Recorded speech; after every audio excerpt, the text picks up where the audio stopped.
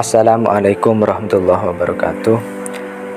Saudara seiman, saudara setanah air, saudara seinsan sekalian, salam sejahtera semuanya. Alhamdulillah, pada kesempatan ini kita ada dalam sesi yang akan membahas tentang kedudukan filsafat dalam pengetahuan. Kedudukan filsafat dalam pengetahuan. Baik, untuk memahami ini, mari terlebih dahulu kita pahami macam-macam pengetahuan. Pengetahuan itu dibagi menjadi tiga. Yang pertama adalah pengetahuan manusia, yang kedua adalah pengetahuan Tuhan, dan yang ketiga adalah pengetahuan agama atau tafsiran. Pengetahuan manusia dibagi menjadi tiga. Yang pertama pengetahuan indera, yang kedua adalah pengetahuan ilmu, dan yang ketiga adalah pengetahuan filsafat. Pengetahuan indera ialah pengetahuan yang dihasilkan dari tangkapan indera secara langsung, baik itu indera penglihatan maupun indera pendengar, pencium, peraba maupun indera perasa. Jadi misalkan di depan rumah kita ada akuarium yang berisi ikan. Kemudian ada orang bertanya kepada kita, kenapa kita kok tahu bahwasanya di dalam akuarium itu ada ikan? Ya tentu saja kita menjawabnya karena kita melihatnya. Kenapa kita tahu bahwasanya ikan itu licin? Ya karena kita pernah menyentuhnya, merabanya. Kenapa kita tahu bahwasanya ikan itu baunya amis? Karena kita pernah menciumnya. Kenapa kita tahu bahwasanya ikan itu rasanya enak? Tentu saja karena kita pernah merasakannya. Kemudian kenapa kita kok tahu bahwasanya ikan itu tidak mengeluarkan suara? Ya mungkin karena jawabannya adalah karena ketika telinga kita didekatkan kepada ikan, tak ada suara yang sampai kepada telinga kita. Itu adalah pengetahuan indera. Kemudian pengetahuan ilmu adalah pengetahuan yang dihasilkan dari proses penelitian, riset maupun eksperimen. Jadi misalkan begini, mengapa ikan itu hidup dalam air? Tentu saja dalam hal ini pengetahuan indera tidak dapat menjawabnya. Untuk bisa menjawab ini tentu saja kita harus melakukan penelitian, sehingga timbullah jawaban karena ikan itu bernapas dengan insang, dan ikan itu tidak bernafas dengan paru-paru, sehingga dia hidupnya dalam air. Ya mungkin meskipun kita dalam hal ini tahunya dari guru, dari buku-buku, tapi sebenarnya pengetahuan itu ditulis oleh orang yang pernah melakukan penelitian tentang mengapa ikan kok hidup dalam air. Kemudian pengetahuan filsafat ialah pengetahuan yang dihasilkan dari proses berpikir secara radikal, sistematis, dan juga universal. Jadi misalkan begini, kenapa ikan itu punya insang? Tentu saja pengetahuan indera itu tidak bisa menjawabnya, karena itu tidak bisa diindra untuk mencari jawabannya. Dan juga pengetahuan ilmu pun tidak bisa menjawabnya, karena hal itu tidak bisa kita teliti. Namun dalam hal ini pengetahuan filsafat mampu memberikan jawaban. Jawaban yang diajukan oleh pengetahuan filsafat adalah ya karena hukum alam. Nah, lalu apa hukum alam? Hukum alam itu adalah ketentuan Tuhan, ketentuan mahruh, ketentuan Allah Subhanahu wa Ta'ala.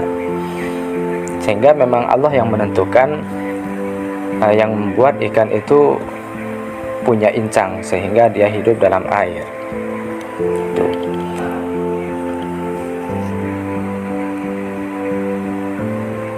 Kemudian pengetahuan Tuhan.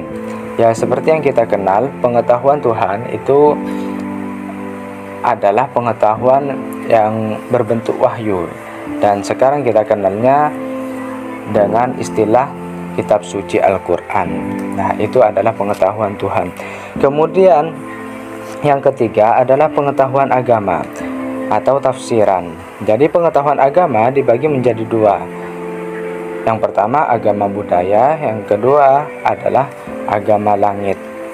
Agama budaya itu adalah pengetahuan yang murni hasil dari pemikiran, tidak berlandaskan kitab suci, tidak berlandaskan wahyu.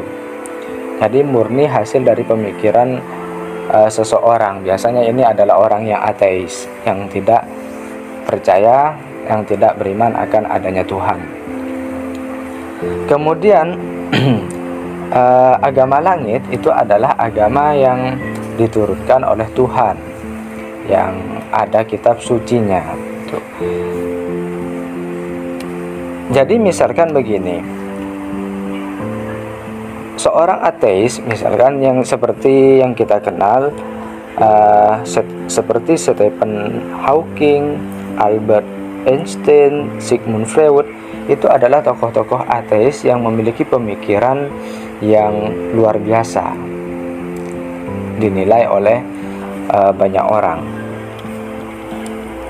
Dan pemikiran yang ada dalam dirinya, yang keluar dari dirinya itu tidak berlandaskan, tidak berasaskan pada kitab suci, melainkan dia murni hasil dari pemikirannya dan pengalamannya. Nah, sehingga misalkan dari apa yang disampaikan oleh ketiga tokoh tadi itu ditafsir oleh orang-orang zaman sekarang, maka hasil dari tafsiran seseorang itu terkait dengan pemikiran ketiga tokoh tadi itu adalah pengetahuan agama, ya, pengetahuan tafsiran.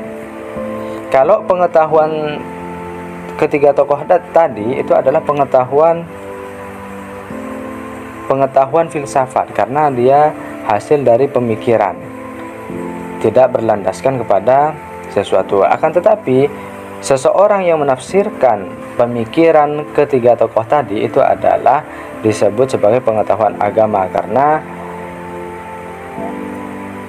dia menafsirkan suatu pemikiran yang keluar dari ketiga tokoh tadi. Kemudian agama langit itu bentuknya adalah kitab suci Al-Quran. Ajarannya termuat dalam kitab tersebut. Kemudian ketika seseorang, ada ulama-ulama misalkan yang menafsirkan ayat-ayat Al-Quran, dan hasil tafsiran itulah disebut sebagai pengetahuan agama. Jadi kalau Al-Qurannya sendiri itu disebut sebagai pengetahuan Tuhan.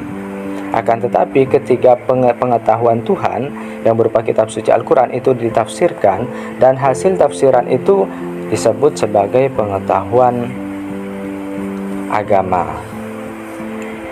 Dan tentu saja karena hal tersebut bersifat tafsiran, tentu saja mengandung kemungkinan benar dan juga mengandung kemungkinan salah. Jadi dalam ketiga pengetahuan ini, ternyata filsafat ada dalam bagian pengetahuan manusia. Dan tentu saja filsafat memiliki kedudukan yang sangat penting dalam kehidupan, karena tidak semua pertanyaan-pertanyaan yang keluar dari pikiran itu dapat terjawab oleh pengetahuan indera, dan juga tidak dapat terjawab oleh pengetahuan ilmu. Kan tetapi ada kalanya pengetahuan itu ketika tidak bisa dijawab oleh keduanya, ternyata pengetahuan filsafatlah yang dapat menjawabnya. Karena jangkauan pengetahuan filsafat itu sangat luas sekali. Jangkauannya adalah sepanjang sesuatu dapat dipikirkan oleh akal budi manusia. Baik, itu saja dari saya. Kurang lebihnya mohon maaf. Wallahu a'lam bishawab. Wassalamualaikum warahmatullahi wabarakatuh.